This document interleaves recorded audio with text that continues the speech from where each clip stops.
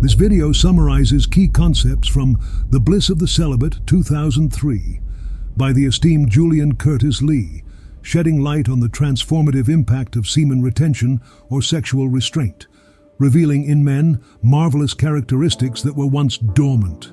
In the realm of today's world, words like vitality, grit, radiance, and glory have faded into oblivion, overshadowed by the pervasive influence of lust and sex addiction. This video serves as a reminder, encouraging us to recollect and embrace these innate, magnificent attributes of true manhood through the wisdom of Julian Curtis Lee's teachings. Join us as we explore the transformative power of semen retention.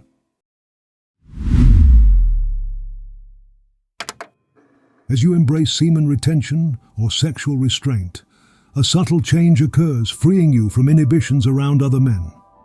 You also begin to perceive the special nobility of the male, especially the ones who are sexually self-controlled.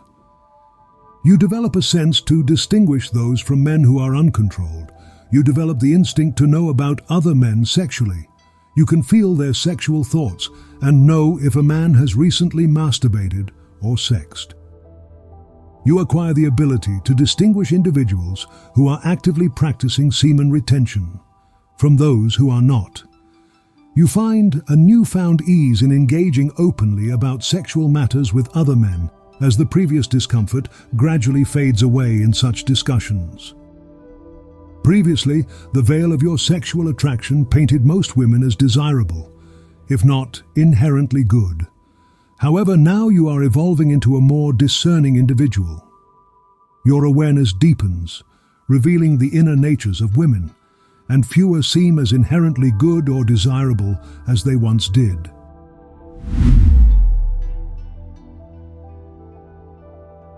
You have ceased engaging in self-pleasure, even during moments of sleep. Erections only manifest in the realm of dreams. This shift coincides with a palpable surge in your daily energy levels. As previously asserted, the potency of sexual energy and semen extends to both the physical and spiritual realms within the human body. Just as wasting and losing it have deleterious effects, respecting and preserving this force yields positive effects. In the languages of peoples who have a spiritual culture, there exist various terms relating to sexual culture and the effects of sexual culture and restraint. Among these expressions is virya, originating from India. Virya encompasses discernible attributes of character and demeanor that manifest in the sexually restrained man. According to the Yoga Sutras of Patanjali, it is declared, on becoming established in continence or celibacy, virya is attained. A practitioner of semen retention develops noticeable virya. Virya is a pronounced vitality that comes from the stored-up sexual energy. Virya means the increase of masculine qualities such as strength, stamina, energy, clarity, patience, and evenness. It also refers to a kind of aura, nimbus or shine that attends the sexually restrained man. This transforming power of virya swiftly manifests in a celibate male and continues to flourish, a testament to the inherent natural law governed by his preservation of the sacred male energy. In English, we possess a splendid term closely tied to the essence of virya, namely virility. Virility encapsulates the state, character, or quality of being virile. And here is how the dictionary defines virile. Virile means 1. Having characteristics of manhood.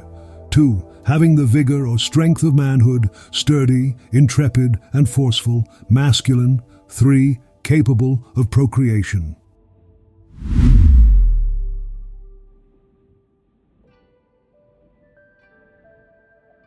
The presence of a virile man is universally recognizable. It transcends mere physical stature or actions, although these contribute to the manifestation of virility. Similar to the essence of virya, it is a vital and healthful energy that radiates from his physique, countenance, and demeanor. Virile also implies a sense of primacy or purity. It shares an etymological kinship with the term vitality, signifying the life force or essence of life. However, virility has consistently been recognized as a descriptor of the quintessence of male energy. In arenas requiring courage and bravery, such as battles and wars, it is the virile man who is indispensable. When venturing into the unknown territories of the West, it was the virile man who was sought for the journey. For any endeavor requiring risk and great energy, the virile man or the semen retention practitioner is the one you want. He wins wars and protects others who are more vulnerable. Virility also makes a man unafraid to stand up bravely for principles. He can take unpopular positions if given reason. Virility in men is what makes them unafraid to fuck the system. These are some of the reasons why women instinctively gravitate toward a man who exudes virility. The virile man radiates energy, courage, and effectiveness. He is capable of taking action, standing resilient against oppressors, and enhancing the conditions of life.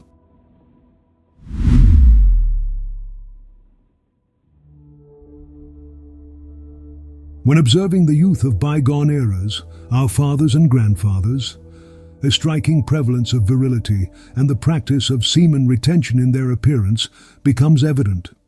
Furthermore, the deeds and accomplishments stemming from this virility appear more abundant among men of the past. In contemporary times, with the erosion of dharma and a rising tide of sexual addiction among men, the manifestation of this vital quality has become increasingly rare. In the present, the countenance of young men often reflects a sense of depletion, appearing drawn and listless. This state is exacerbated by the escalating and indiscriminate release of seed through practices such as masturbation, exposure to pornography, and sexual addiction. Wanton engagement in these activities dismantles the very essence of masculinity within them. The loss of virility, coupled with the depletion of virya, is a direct consequence of the reckless expenditure of male sexual energy, leading to a natural erosion of robust manhood.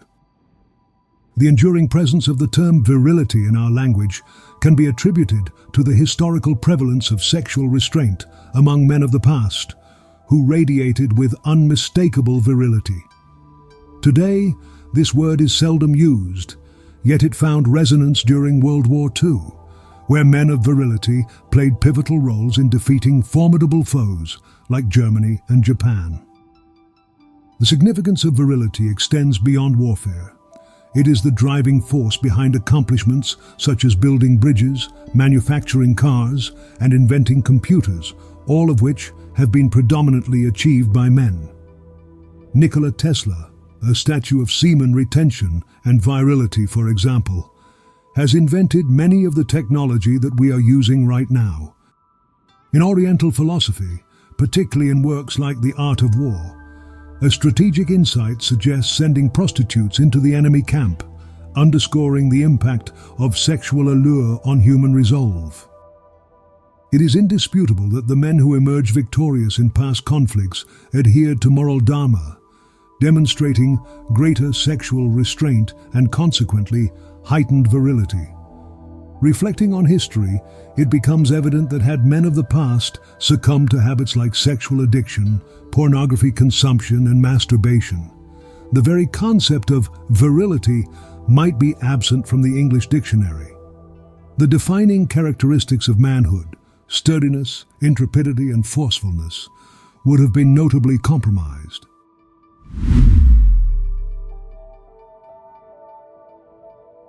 Sexual restraint is a component of worldly success of men, but it becomes doubly important in spiritual endeavors. Controlling the mind, as done in meditation, is often described as the most difficult and exhausting of all worldly works. So the thing that gives man virya, virility, and energy is also needed for the advanced spiritual life of the yogi, monk, or saint. The wonderful Vedic saint, Ramakrishna, stated, "The first evidence of a man's progress in spiritual life is a strong grit, the gospel of Ramakrishna." Grit means firmness of character, especially in pain or danger, pluck and courage. From experience, man has long known that sexual restraint is linked to character and courage. Roman legionnaires were prohibited from any sexual activity while on military campaigns. Here Ramakrishna has linked spiritual progress to sexual restraint, which is what gives the grit. He is basically saying that when a man has made spiritual progress, he becomes sexually restrained. And this in turn is evidenced naturally as grit, more firmness of character and courage. Conversely, unrestrained and wanton sex destroys the character of man and takes away his courage.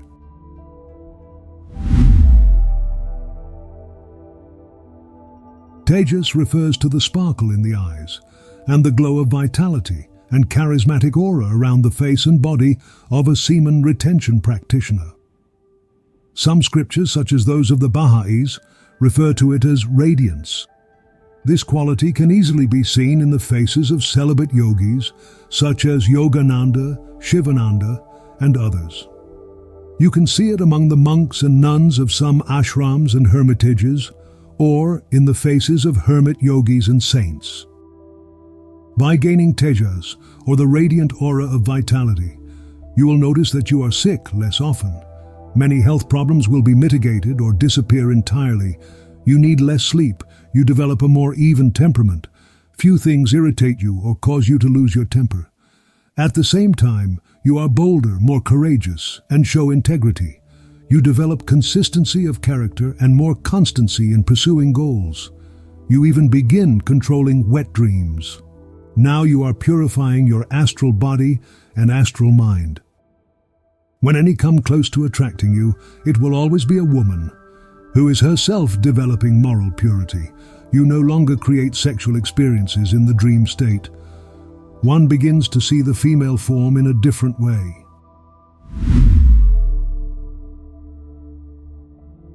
In a state of sexual addiction, the female form often appears to wield a supernatural influence over the male psyche, essentially assuming the role of a de facto god. This prevalent and enduring condition significantly contributes to understanding contemporary societal dynamics, particularly in relation to women's perspectives on men and their evolving self-perceptions. Through the practice of semen retention, a transformative shift occurs in the male perception of the female form. It allows him to see it as a straightforward biological construct, devoid of any mystical or magical power.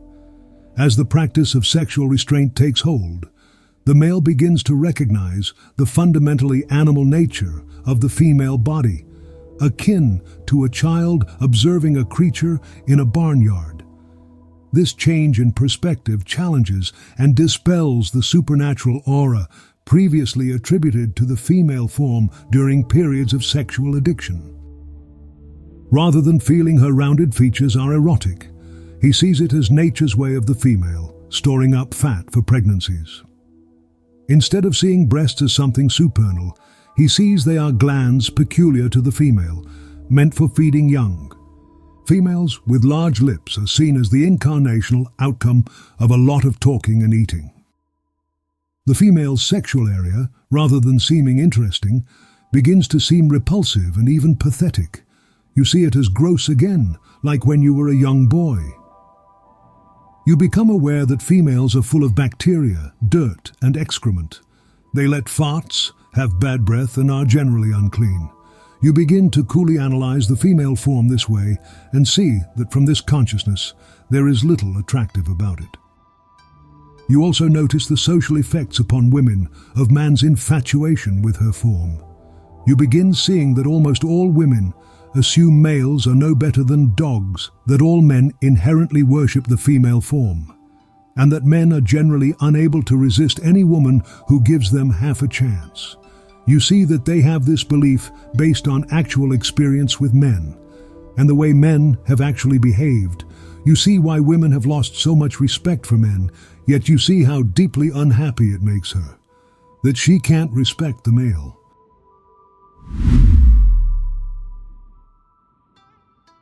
You notice that only women who are morally pure have any attractiveness for you, and you can sense moral virtue in others as if with radar.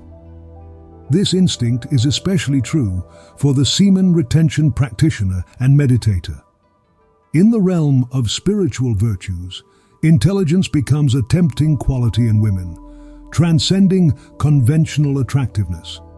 In this elevated state, a virtuous man is exclusively drawn to women possessing profound inner virtues. Amidst a lineup of conventionally attractive women, only the one with moral integrity captivates his mind. Similar to a woman's intuition about male attraction, the spiritual man discerns the moral essence within a woman, immune to superficial allure. Any attraction to an immoral woman reflects impurity within the man. When on semen retention, the man's sense of attraction extends beyond physical appeal and embrace higher character traits within a woman. Intelligence, maternal qualities, and loyalty to her husband elevate a woman's attractiveness. For this discerning man, conventional sexy attributes are insufficient unless accompanied by high moral virtue akin to his own. Conversely, women with modest physical appearance can captivate him if they embody these higher virtues. His temptation now lies with very few women, exclusively those of purity and moral virtue. As men purify themselves this way, it naturally exercises a beneficial effect on all women. When men chase any woman, as in the lower state, women have no motivation to rise to a high moral station. So it is that as men return to purity and goodness, women automatically follow. This has been seen from age to age. Woman is the way she is today only because of what has happened to man.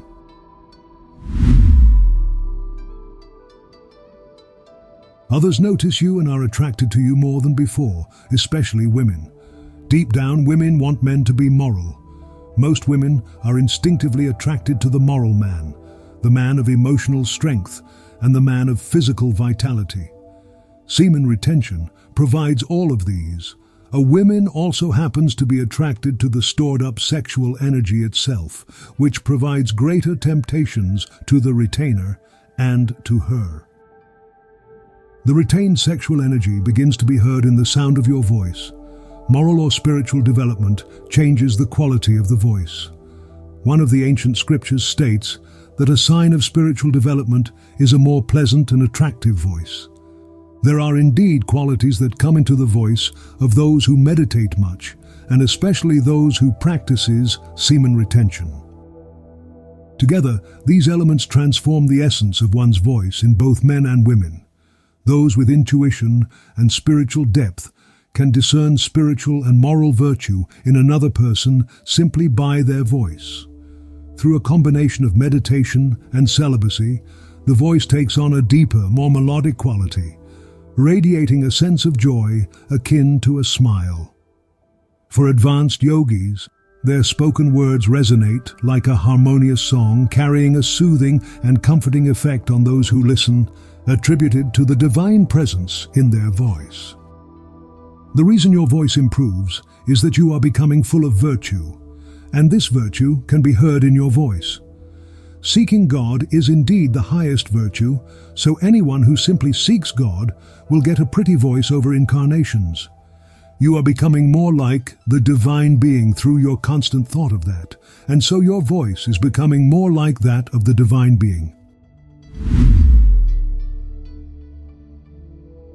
You find it harder to find others like you. Occasionally you do, and there is great respect. You love solitude. Your thoughts are found to have more effect. Your words are found to have more effect. Your thoughts are found to influence your surroundings. People who spend time around you become more like you. Whatever spiritual realization you have, you become able to pass it to others. You become able to pass knowledge to others by look, touch, or thought.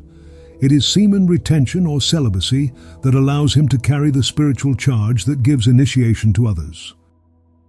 A practitioner can transmit any knowledge to another person, even the most esoteric, hidden, or abstruse, by mere thought. This is due to his retained sexual energy. This has always been true, still is. On a more mundane level, even a man who practices semen retention, who is not a God-seeker, will influence others powerfully through his thoughts. Even an ordinary celibate influences the world more deeply through his thought.